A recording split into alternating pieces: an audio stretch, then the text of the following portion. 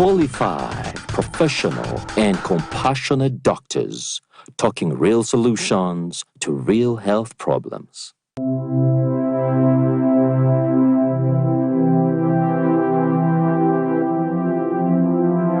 Good evening, our beloved viewers. Welcome to our favorite show, the DocTalk show. My name is Dr. Joseph Gavin Nyanzi, and I am your host tonight. With me in studio is Professor Rhoda Wanyenze, one of the leading public health specialists in the country, and have been at the forefront of fighting COVID-19. Professor, you're very welcome. Thank you, Gavin. Good evening, viewers. Professor Rhoda Wanyenze is a public health specialist and currently the Dean of Makerere University School of Public Health. She's done a lot of work to do with infectious diseases, research, capacity building and program management in that area. She's very active in public health policy leadership. So I could have no better person to handle our topic tonight, COVID-19 beyond the lockdown. I know we are all very excited after 42 days of being limited to our home spaces. Last Friday, the President led us out of our spaces and we are back to the normal life. But what would this mean for the Ugandan? What would this mean in the light of the pandemic? Yeah, so Professor, the lockdown has been lifted. And 42 days ago, the numbers of death and daily increase in infections was very, very high. Mm-hmm. And over the 42 days, those numbers have come down. Probably that's what informed the decision of the President to open up. Mm-hmm. What is your take? Where do we go from here?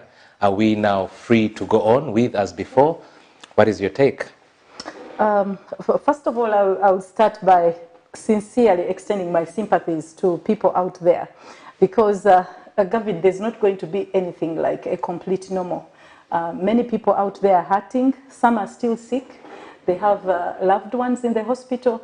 Some have lost their loved ones. So it's not necessarily going to be a normal, as we would like to call it. And I sincerely extend my sympathies to those who have lost loved ones. And if you're still sick, take heart, seek help where you need it, and do your very best to be able to recover. So even as we start this, for those of us who are trying to get out there, we need to know that it's going to be a complex journey to recovery. Mm-hmm. And this complex journey to recovery is a collective effort. Yep. COVID is one disease that has really shown us that there's not a single person that's going to take it away. There's not a single institution. Even a government will not take it away alone. We need to work together. We can actually bring this second wave down. I hesitate to say that it's down, frankly, because we've opened at a time when we still have a fairly high seropositivity rate. We are still above 5%. We are swinging between 5 and about 7%, and sometimes going over that among people who are tested, who are positive for COVID. So we are not yet there. Prof, before you continue, for the listeners out there, what do you mean by seropositivity rate? I know there are primary school students that are listening, there are secondary school students that are listening, and mothers in the village. What do you mean by that? Still above 5%, yeah. So among people that are tested for COVID, we find that about between 5 to 7 in 100 test positive for COVID. Okay. That still shows that there's a lot of infections going on in the community. When this rate comes down, on average to anything below 5%, then we know that the number of infections out there in the community is reducing. We feel more comfortable that way because as long as there are many people who are infected out there, it means that they are transmitting infection to more and more people. So we are not safe when we still have a fairly high number of people testing positive among those who come forward. So we are still above 5. So we are still about above 5. And in light of that, you can't say second wave is down. In light of that, I feel a bit uncomfortable. We've come significantly down, and we need to appreciate the efforts towards that. But we are now out. We are now out, and depending on how we behave, what we do out there, we could likely just get another bump up. Okay. That is very possible. We've seen that in curves for several countries. That graph begins to come down, and indeed it has steadily really come down. It's not yet touched the bottom, and depending on how we behave, we could actually take it back up. Wow. And we could take it up, and then we continue on an upward trajectory. So we need to do the right things. Okay, and at this point, maybe to the viewer watching us, we've talked about the first wave, second wave, third wave. Is this the language of pandemics? How do pandemics move? Because I know in some countries, like I think across the border in Kenya, they must have gotten a second wave much earlier, maybe last year. So how does the pandemic move from the start, and then what is that phase like? So these dynamics of whether you have a wave, an upward or come down, really a complex wave that is determined by a number of things. It is determined sometimes by the level of immunity within the population to the disease, to the agent. And we've had terms like sometimes people saying when there's herd immunity, there will no longer be transmission. That refers to a level of immunity that can't stop transmission within the population. And that can come either through vaccination or through natural infection. But then sometimes it also depends on the type of virus you are dealing with, the type of disease agent you're dealing with. If I could use the example of COVID, when we started with COVID in Uganda, we started with what we are now calling the Alpha variant, you know, and then we had so many little, you know, variations within that, including what we baptized the Ugandan variant. And at this point, we actually think that variant, for example, might not have been as transmissible and also might not have led to very severe disease like the one that we have now. But then enter a different variant, which is the Delta, which we were previously calling the Indian variant. And right now, research in several parts of the world shows that it's easier to transmit. It also leads to more severe disease. So that combination of poor immunity, a more deadly variant, but also our behavior is what precipitated this upward trend. So when you combine the environment and what we do and the agent, and then you combine it with the level of immunity that we might have, then we have a challenge. So that often leads to this upward rise in cases, especially when there is penetration and widespread transmission at the community level. So that becomes a wave when it is sustained. Over time, it goes up. And then at some point, it will come down. And again, coming down depends on various factors again. If, for example, we improve vaccination and the coverage is much better, we have seen in several countries the wave coming down because of that. It could be behavior. Interventions, including locking us down so that we don't move, can bring it down because it reduces the mixing. And once we open up and begin to mix more, especially in large groups where transmission happens, then we could potentially take it up. So this is the reason I'm saying that depending on how we behave, this could be a real downward trend and we could say the second wave is over, but we could also just have a bump and go up. Wow. And Professor, at that point, what would we recommend to Ugandans out there who have gone through the previous second wave? We talked about, at the moment, it's about 2,700 Ugandans that have been buried because of COVID. So how should Ugandans behave out there? But first of all, we need to know that we've opened a bit early because of the pressure to survive. Because this is not just about COVID, we got to survive. So we've not opened because the circumstances out there are very conducive. And we just have to remember that all the time. When we opened up after the first wave in Uganda, we had very few cases. We had very few people that had died. It took us many months and close to a year to get anywhere above 500 people dead. But out there, now we have so many people that have gone. We have many people that are still infected. We are no longer picking them up, you know, with a van coming with people fully dressed up and taking them away. So they are out there in the community. So wherever you go, there's possibly somebody that is affected. That's right. Whether it's in your workplace, whether it's in the taxi that you're using, whether it's in the workshop that you might want to attend in the near future. So we have to be on the alert and know that COVID is all around us. We have to wear our masks. It's the old song, and some of us are tired of hearing this. But unfortunately, we have to do that. We have to keep distance. Wow. We have to be able to do all the hygiene, and then we must accelerate vaccination. Wow. We have to do that. Okay. But also at the same time, prepare in case we have a third wave. Wow. Prepare to improve the care Wow. for people who are infected so that we don't lose as many people as we've done Wow. in the second wave. Wow. Wow, this is quite very informative and empowering. Professor, thank you so much for those wonderful insights, and I believe we are going to overcome this. Guys that are following in, let's follow our social media handles. That is the DocTalk Show on Facebook and Twitter, as well as on YouTube.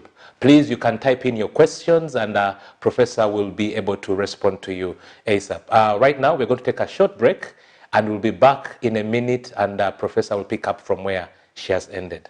Thank you very much. The Ministry of Health informs the general public that amidst the difficult times of the pandemic, routine immunization for all children under 5, those eligible for HPV vaccines, and women of childbearing age is still going on in all our health facilities. Parents and caregivers, take all your children for immunization as per their schedule. All vaccines are safe, effective, and free. Remember to observe the COVID-19 prevention measures as you go for immunization services. Wear a mask properly, covering your mouth and nose. Wash your hands regularly with soap and clean water, or use an alcohol-based sanitizer. Maintain a physical distance of at least 2 meters from others and avoid crowds. This message is from the Ministry of Health with support from partners. You are watching the DocTalk Show. We've cut and reduced our MTN Momo withdrawal rates. Now you can withdraw mobile money at the lowest rates. You also get MTN Central Points when you deposit, send, and withdraw MTN mobile money. Visit our Momo agents countrywide and withdraw mobile money at our reduced rates from 1st May 2021. Everywhere you go, MTN. You are watching the DocTalk Show. Before we went for a break, we are here in studio with Professor Rhoda Wanyenze, a public health specialist, and she's been discussing COVID-19 in Uganda in light of the fact that actually we are out of the breakdown. And just before we went for the break, we're looking at the life cycle of the pandemic. Professor, please pick it up from there. Okay, thank you, Gavin, and good evening, viewers, once again. So we talked about these up and down waves, yep. Right? But the key message I would like to leave with us is that we determine how long we can stay before down, the next wave. Before the next wave. We determine how long it will take before we get to the next wave. Yep. We determine how far the wave will go up based on the behavior, because there are factors we might not change. Like right now we have Delta with us. It's highly transmissible. It leads to severe disease. Yep. And by the way, Delta has now taken over. And almost all the cases in Uganda that are being tested are due to Delta. Prof, so we that have is very a scary. Problem. Yes. That is very scary. Yes, more than 90% of the genotyping that is being done to characterize the virus shows that more than 90% of these are Delta variants. We know it's easier to transmit. We know it leads to more severe disease, even in the younger people. So we have a big problem with us. And even as we step out, we cannot say it's business as usual. It's not like the first time when they opened us up, when we had very few cases in the community, when we were still able to track all the cases and keep them away from our homes. Right now they are in the homes, they are with us. Many of them are symptomatic. They are moving with us in the taxis now. They are with us in the market. And it could be you. It's really nice that we are getting out there and we are able to survive. We are able to get back to our businesses and the workplaces. But we need to know that there is so much COVID out there still. It's not safe. We need to survive, but we have to live to be able to survive. So we have to take precautions, we have to mask up and mask up properly, cover that nose, cover the mouth, maintain the hygiene, maintain the distance as much as you can, and take precautions. And hopefully, we can be able to live to the time when we shall have enough vaccines for many of us to vaccinate. And when that opportunity comes, we need to step out and vaccinate. We can't afford to go back to that history where we talked about, the blood clots, we talked about experiments being done on us, and all sorts of things that we were picking on social media and discouraged people from vaccinating. We now know that the vaccines can help us. So beyond the individual behaviors, when the vaccines become available, let's step out and let's vaccinate when our turn comes. Wow, that is very, very empowering, Prof. What comes out very clearly, my dear viewers, is that you and I, actually a friend of mine told me that now that we have been opened up, we're no longer in lockdown, the health workers or the doctors are no longer your line of defense. You out there in your home, at your workplace, at that shop, in the taxi, seated on that border ride, you are the first line of defense for yourself and for your community. And the measures in place or the SOPs have not changed. It's what is going to help us come out of this problem, like Professor has put it. Professor, I know while you were talking about the life cycle, you made a hit on herd immunity, and that's a word that I've seen being used on social media. I've had politicians use it here and there, talk about herd immunity. Please help our viewers understand what exactly is herd immunity and what is the relevance of herd immunity in this war against the pandemic. So when we are infected with an infectious agent, a virus, for example, COVID-19, the coronavirus that causes COVID-19, our body responds, it fights back by building up an immunity through whether it's cells or we call them antibodies to be able to fight back. And when we recover, our bodies retain a certain memory that allows us to quickly recognize and fight back when the same agent attacks our bodies again.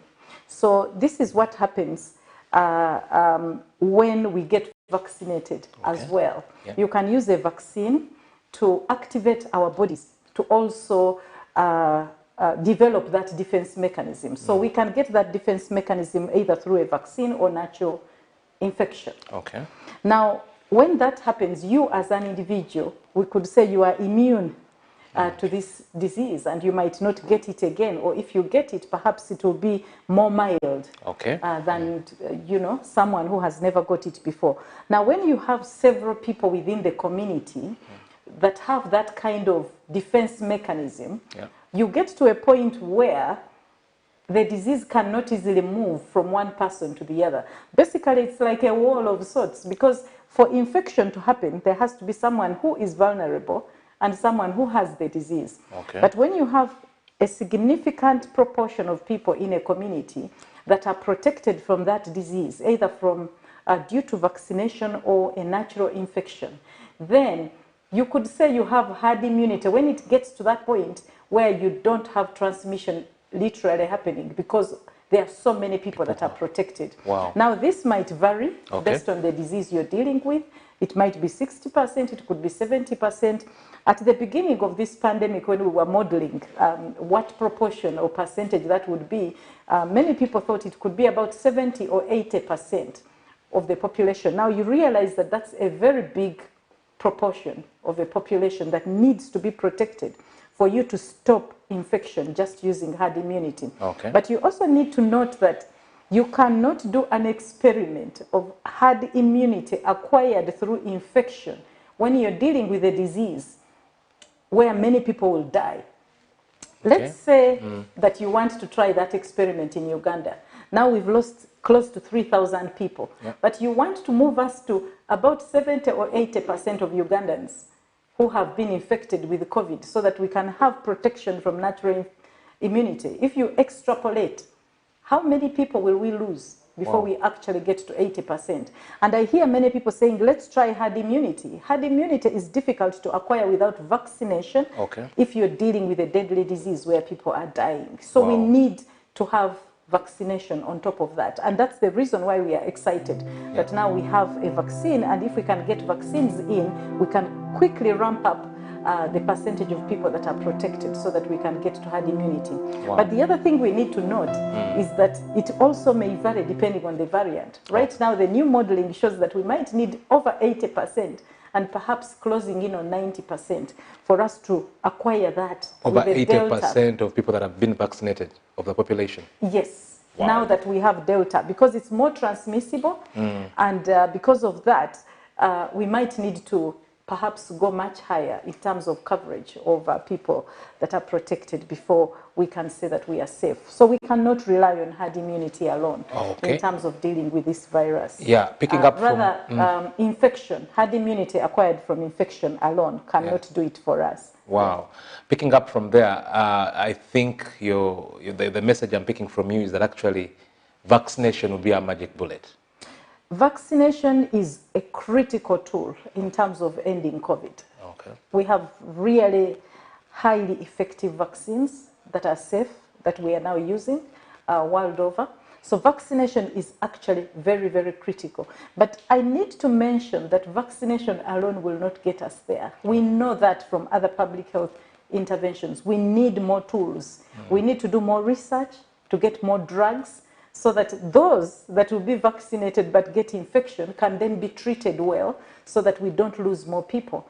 The vaccines themselves are doing really well, so that even when people are infected after full vaccination especially, we find that hardly anyone is dying. Very severe disease, hospitalization and death is actually reduced. But still, if we have drugs to add to that, then we can do even much better for those that become sick. Then there are those who might be vaccinated and they don't mount their full immunity. People who have conditions that make their immune system, vulnerable, and they cannot quickly mount that protection. People who are taking drugs that cause immune suppression and others might not necessarily fully mount that. So, but fortunately, that's a very, very minor proportion. But still, we have to plan for that. The other thing we need to know is not everybody will step out and vaccinate. I'm sure you've seen that. There are countries where vaccines are everywhere. In the US, in the UK, some people have not come out to vaccinate. So unless you make it mandatory, there are still people that are not going to vaccinate and they are going to remain vulnerable. So this is the reason why I think that vaccination alone is not going to be the magic bullet. We have to combine it with several other interventions. But secondly, vaccination takes time to get your body to acquire that immunity that is needed. So for example, we know that after your last dose, you need at least 14 days to be able to mount that sufficient protection if you're getting a 2-dose vaccine. If it's a 1-dose vaccine, still you need at least 14 days, 2 weeks before you mount that. So even for people who have recently been vaccinated, you're not there yet, and you have to continue to use these procedures. And you also have to know that it takes a long time to roll out vaccines. You know, so even if we got 5 million vaccines in Uganda today, how long is it going to take us to reach most of the vulnerable people? So we need a combination of interventions. We still need our SOPs in terms of protecting ourselves.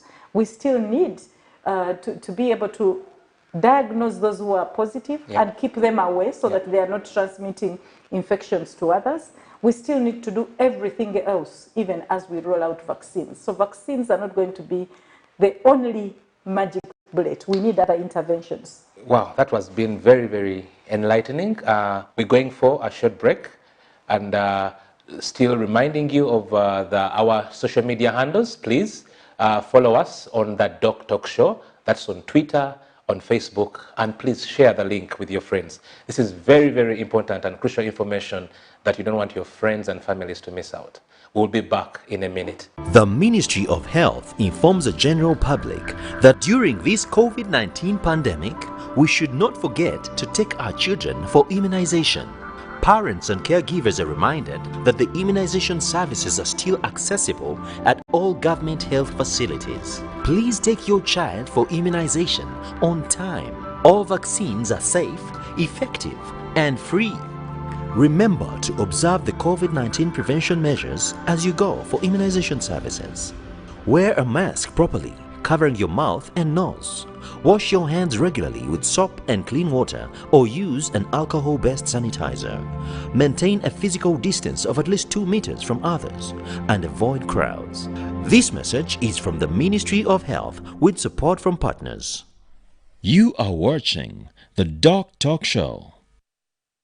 Echa COVID-19 chijja kugwa only if we stay at home, observe physical distancing, wear masks properly, sanitize or wash our hands with soap and water regularly, or get vaccinated now.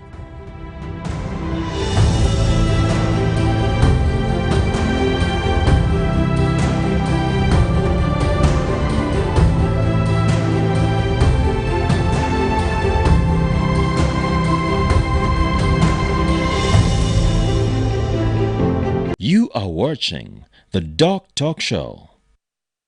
We're still here discussing COVID beyond the opening up from the lockdown.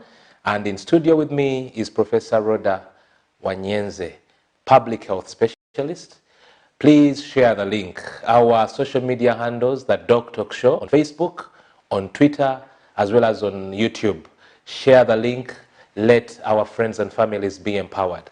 Professor, before we went for the break, you were really asserting the point of the role of vaccination as the way out for us where we are as a country and probably the bigger portion of the world.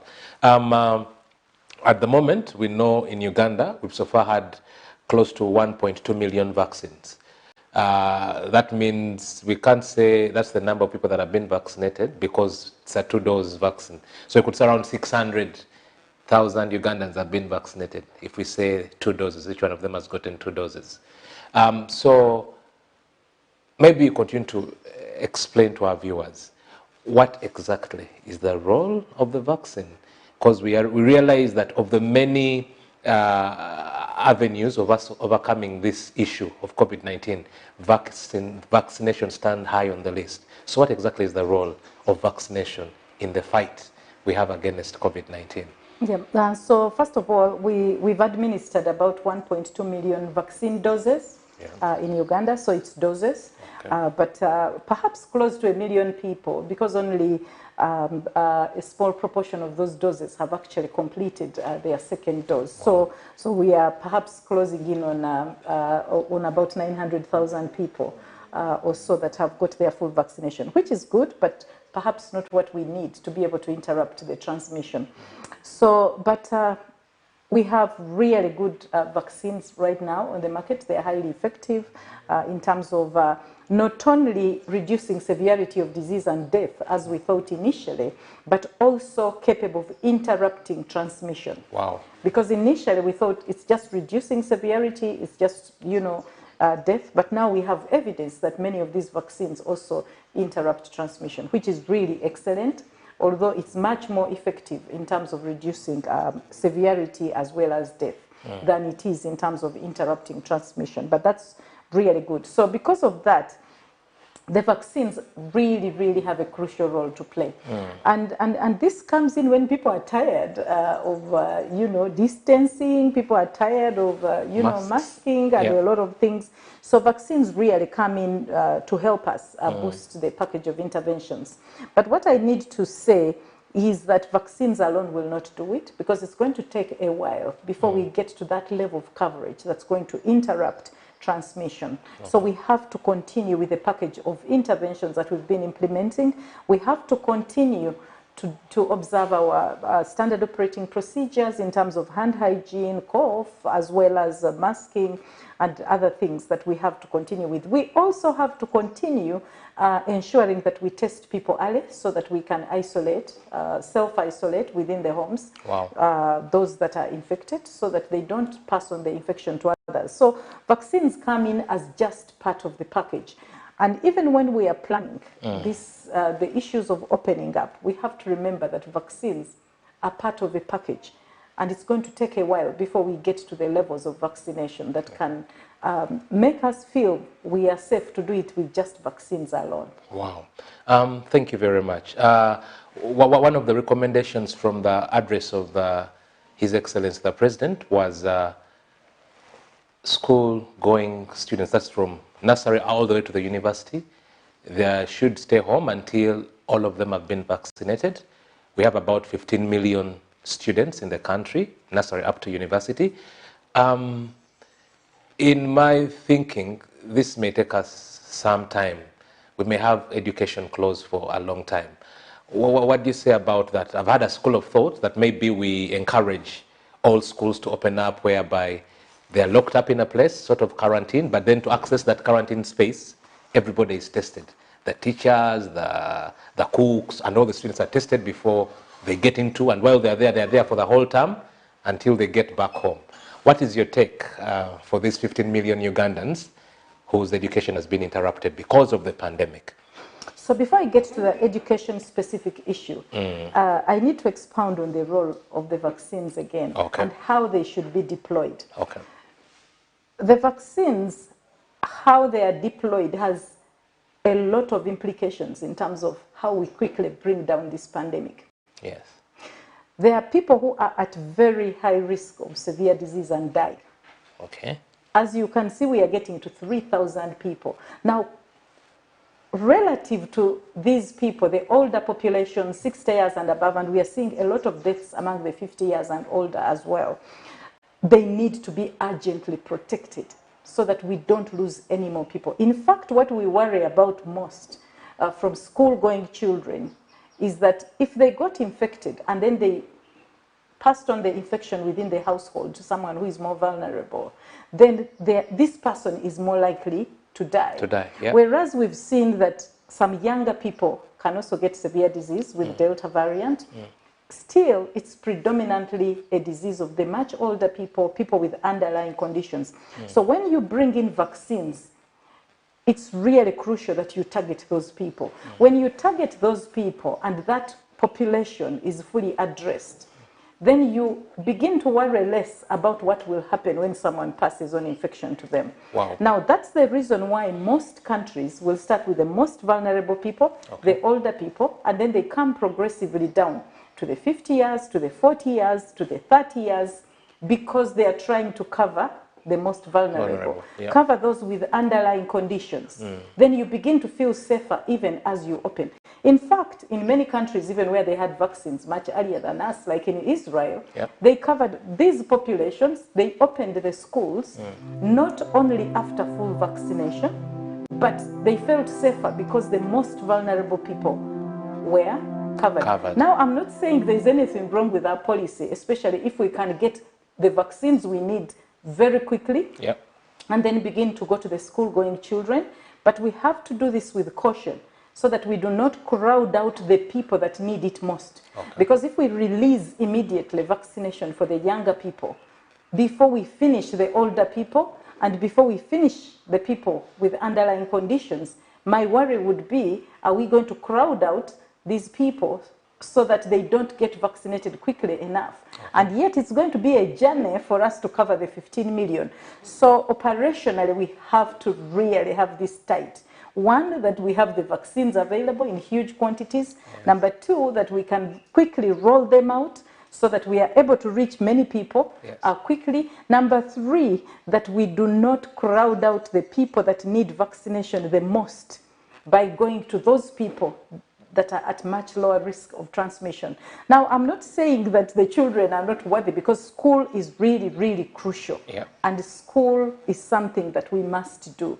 But we need to look at a combination of interventions again, because it's going to take some time for us to cover all the school-going children, and some of them might not want to vaccinate. Will we make it mandatory? We have seen this across several countries where people have said, my child will not be vaccinated. So what happens if we bring the vaccines and people say we don't want our children vaccinated? So we have to think about those operational issues in terms of implementing this otherwise good and exciting news about the government making a commitment to buy us more vaccines to cover the 15 million. That would really, really be excellent. But the other thing I need to note is that we don't know everything about vaccines. We don't know how long the protection will last. In the countries where they started vaccinating early, like Israel again, they are beginning to do the 3rd dose booster of Pfizer for people who are 60 years and older, because they are beginning to realize that these people are beginning to again get infection. Maybe the protection is waning off. So if we are going to use that as a condition to keep them in school, we have to know that perhaps we might end up with multiple cycles of this. So even as we plan, we need to know that there should be some flexibility in terms of what we can do, including innovations like what you're raising. It's possible that we might get to a point where it's a hide and seek. It's down, we get out and do what we want. It's up, we go back and hide. So it's also possible that we could do that. And when we go back and hide, we should not treat it as failure. It's part of the tactics. Part of the tactics. It's up again, back in the house. It's down. Let's get out quickly and do what we want. So it's also possible, and there are some countries that are actually doing that already. They are playing hide and seek with the education system. You get out when it's low, you get back, but you have to do this with a combination of interventions again. Really good hygiene within the schools. And one of the things we really must get right is quickly being able to diagnose the children that have a problem and keeping them away from other children. And I think we perhaps didn't do a very good job with that. So we have to have a very strong surveillance system where we can quickly detect children that are affected and keep them away from others, and let the schools work very closely and in a very transparent manner with the Ministry of Health. So we don't fear that they will close the school when they know, but we know they are our partners and they will come in and help us so that we can clean up quickly. But then we also have to work with the parents in a concerted manner. Don't bring your child to school if they have suspicious symptoms. Keep them away. And the parents also be responsible. Make sure that your child has the mask, they can wear a mask. Make sure you yourself model and wear the mask. And we just have to do this in partnership with the communities, with the families, with the Ministry of Health and Education, working together. It's going to be a complicated issue, especially if it turns out that we have to do boosters every 6 or 12 months with this vaccine. So we need to be thinking about this creatively, even as we go that route of bringing in vaccines as a condition for opening schools. Wow, thank you very much, Prof. Ooh, I still want to listen on and on and on, but we're breaking out for a few minutes and we will be back. Please share the link. Our social media handles, the DocTalk Show, on Twitter, Facebook, and YouTube. Let your friends and family not miss out too. We'll be back in a moment. Thank you. Bueno, yaba no mojo, yaba no wishi. I don't know. If it is a boy, I'm going to be calling Hakatabas. The garo ret nyana naza kumane mig. Otio, ha, can't take it.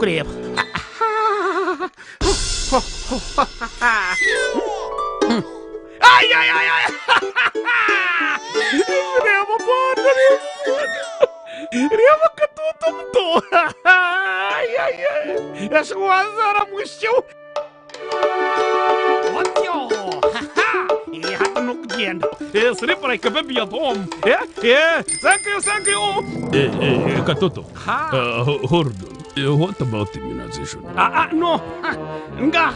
Immunization bossy. Entuza kuchikoro wanji. Katoto, your son is a citizen of Uganda now. Atogo no mwana witu. Our government has assured that all these essential vaccines, they are free. You mean immunization is free? Yes. So we have made sure that there are several health center units where you can take Katabazi and he gets essential vaccines. Before Katabazi reaches the age of 13, he will need to receive immunity against polio, Polio no jeba. Na polio. Ha. Whooping cough. Kunkura. Tetanus, measles, Yamawe, measles, hepatitis, influenza. No. The government will even support you by giving you a free mosquito nets to help fight against malaria. Umwana kazarerwa. Yes. Amurere maura. Daudi koda. Yatunga immunization. You are watching the DocTalk show. Man, guess what happened yesterday? Guy entered the what? The taxi. But the pregnancy is from the what? The generator. Then my phone does tutu. And the toothbrush breaks in the what? In the porridge. Then I call who? Wait, what?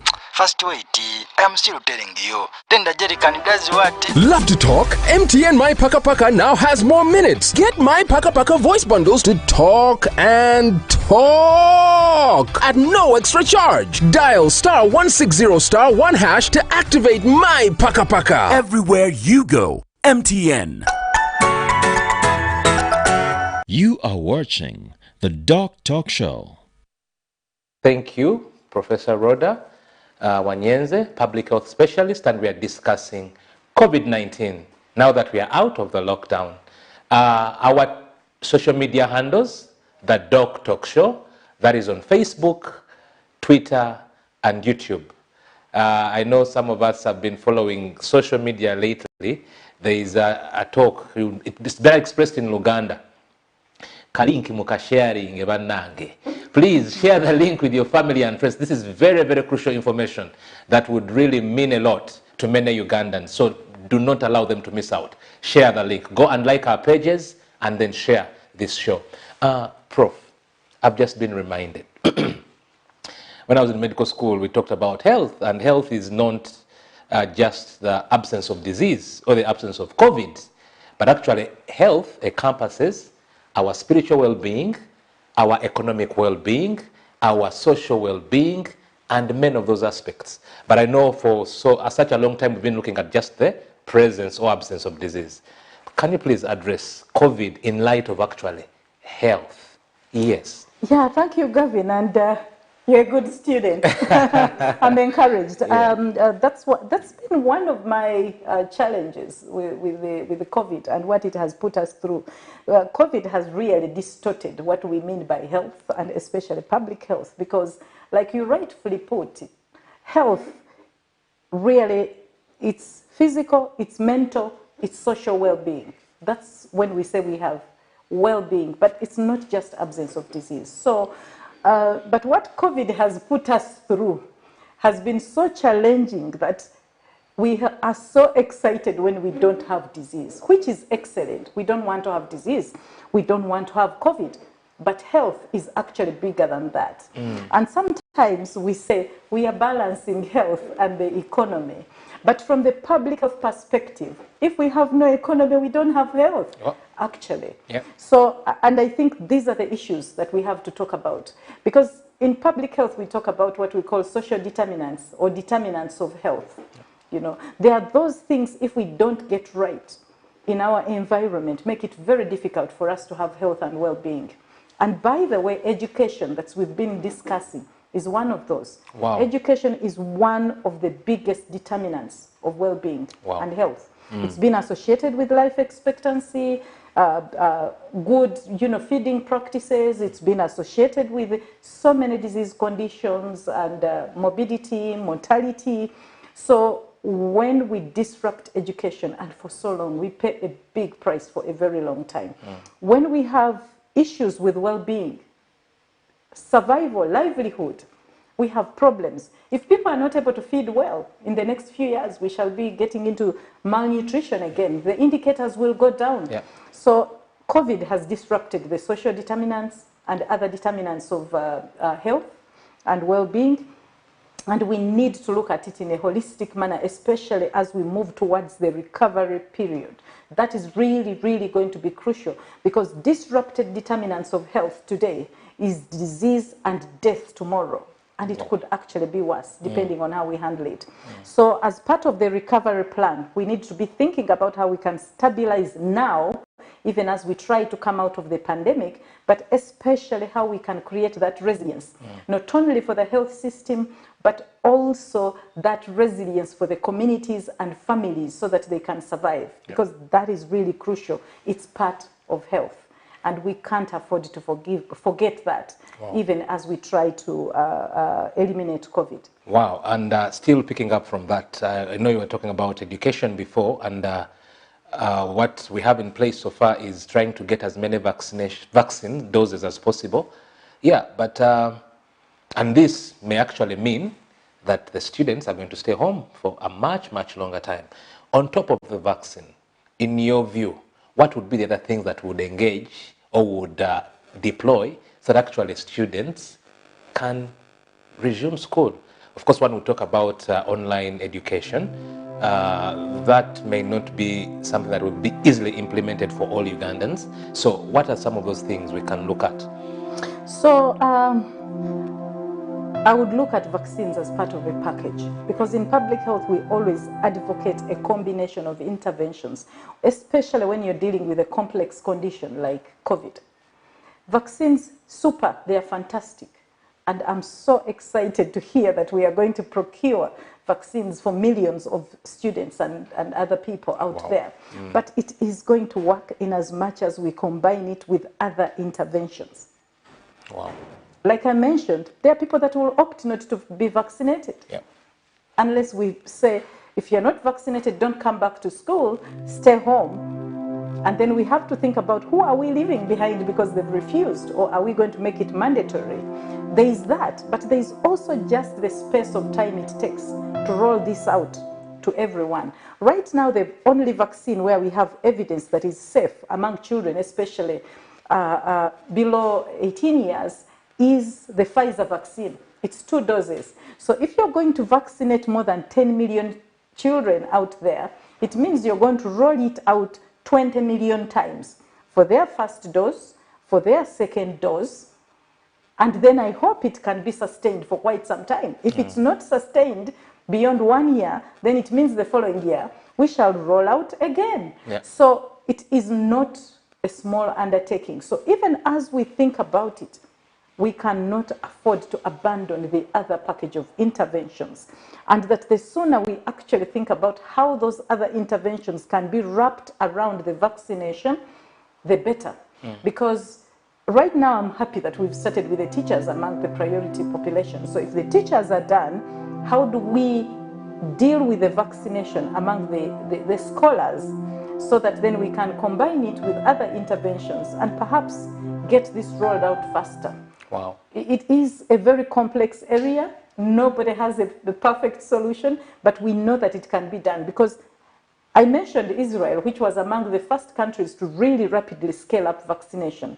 When they covered their adult and most vulnerable populations, they started opening up. They started opening up. They didn't necessarily wait until all the children were vaccinated. And so because it's a very complex undertaking, it takes quite a bit of time. One has to be looking at it as part of other interventions, not the only intervention that's going to unlock the schools for us. And I will go back to what I was emphasizing, that we need to learn to play hide and seek. It's going to be innovative ways that we can creatively come up with between education, between health, between the communities, between the parents and the families. How can we do the hide and seek? And how can we mix in these interventions so that we can keep our children going to school? You talked about online. Education is not just about knowledge. Education is a wholesome activity that includes socialization, so that children learn how to interact with other people. They learn how to keep their environment clean. They learn, they are able to play and many things. So you can't just substitute all those things with online teaching.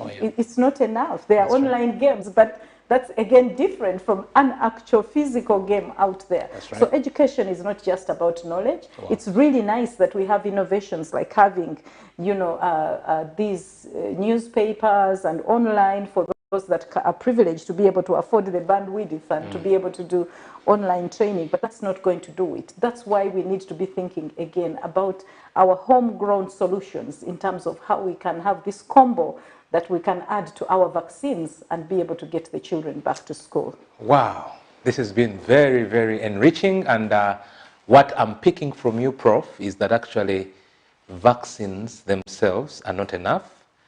You and I are very crucial in this war. SOPs have never been as important or more important as they are today. The masks, social distancing, the hand hygiene, avoiding social gatherings as we try to get out of this. So it's a responsibility for the mother out there, for the father watching me, for the young person listening to me this evening, and for all of us, the matatu or the taxi driver, the boda rider, all of us have a part to play in this. It's not an issue of the government of Uganda. No, this particular enemy is an enemy whereby all of us are being recruited into this army of fighting this war. As we come to a close, we were told last year that actually children do not need to be vaccinated. Children, I think 18 years and below. So where are we now? Are we vaccinating children? Are we vaccinating young people below the age of 18? So initially, children were not included among those to be vaccinated simply because we did not have sufficient evidence of effectiveness and safety of the vaccines among children. So, but right now we know that trials have been completed and the Pfizer vaccine has been found to be effective and also safe among children. And in the US, children are already being vaccinated, and several other countries, a few considering so, moving towards vaccinating children. For the other vaccines, we don't yet have all the evidence of the safety, so we have to hold it until we are comfortable that our children can be safely vaccinated with those vaccines. But like I said earlier, even when we say it's safe to vaccinate children, we have to consider issues of equity. What is the best way to deploy vaccines if we don't have enough for everybody? The best way to deploy vaccines is to start with people that are at highest risk of severe disease and death. And when we do this, then we really deal a dent to the pandemic, because we protect the people that are most likely to die. And that's what we need to start with. So even as we move to our children, let's not forget and crowd out this group. Otherwise, we will have children vaccinated back in school. There will be so many people still dying because they have not yet been vaccinated. We need to keep that high on the agenda. I would be more comfortable if we actually mopped up all the people that are older, all the people with underlying conditions that are likely to get severe disease and die, and then quickly moved on to that age group. I would be much more comfortable with that. But I would be very uncomfortable if we skipped some people and went to the children, much as we would like them to go to the schools. So we need to be thinking about this vaccine rollout in the children as a combination with other interventions, and we need to be thinking about the entire broader response and the role that the vaccine is going to play amidst this, so that we can deploy them in a manner that they can give us maximum benefits and maximum benefits for everybody in an equitable manner. And when the vaccines become available and it's your turn, please come out and vaccinate. Don't discourage other people from vaccination. Vaccination is a critical intervention in this pandemic. Yeah, thank you very much, Professor, for sharing this very interesting knowledge, and it's been very empowering. Please, in a minute, what's your punchline? First, I would like to say that many of us are happy that we have some space. People have been complaining they wanted to come out. I'm happy that we are able to come out, frankly. But just remember, Delta is out there. It's everywhere. It doesn't make a sound. The person next to you, even you yourself, could actually have it. This is a highly infectious agent right now. And as we have seen from this second wave in Uganda, people can get really sick and many people can die. Let's take responsibility so that we can sustain this freedom. It's in our power to make sure that we can sustain it by what we do. The procedures, avoid crowds. Please don't call people to your home and have silent parties. Let's leave to have those parties at some point in the future. Please avoid meetings and workshops at the workplace. Those large meetings, serving food in meetings so that people can't even protect themselves because they have to eat. Let's do something. We have it within our power to make sure that we avert the third wave. If we don't do that, we have Delta, we don't have many people vaccinated out there, we will be brewing the third wave, but we have the power to stop it. Thank you so much. My take home from this, remember, the wave is actually entirely determined by us. It's not something in the space, but it's determined by our behavior. So it will be up to you and me to delay or fasten the arrival of the next wave. The SOPs cannot be overemphasized. Avoid large gatherings. Keep your mask on. Strict observance of hand hygiene. And be sure one of these days, this thing will be a thing of the past. Thank you for joining us this evening. Once again, remember our social media handles, the DocTalk Show on Twitter, on Facebook, and YouTube. Share the link. The Ministry of Health informs the general public that amidst the difficult times of the pandemic, routine immunization for all children under 5, those eligible for HPV vaccines, and women of childbearing age is still going on in all our health facilities. Parents and caregivers, take all your children for immunization as per their schedule. All vaccines are safe, effective, and free. Remember to observe the COVID-19 prevention measures as you go for immunization services. Wear a mask properly, covering your mouth and nose. Wash your hands regularly with soap and clean water or use an alcohol-based sanitizer. Maintain a physical distance of at least 2 meters from others and avoid crowds. This message is from the Ministry of Health with support from partners.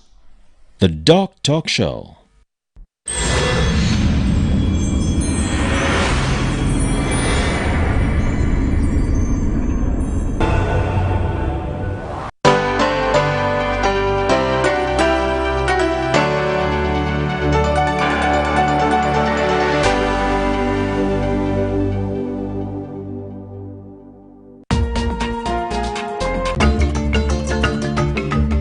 Nature that nurtures our life.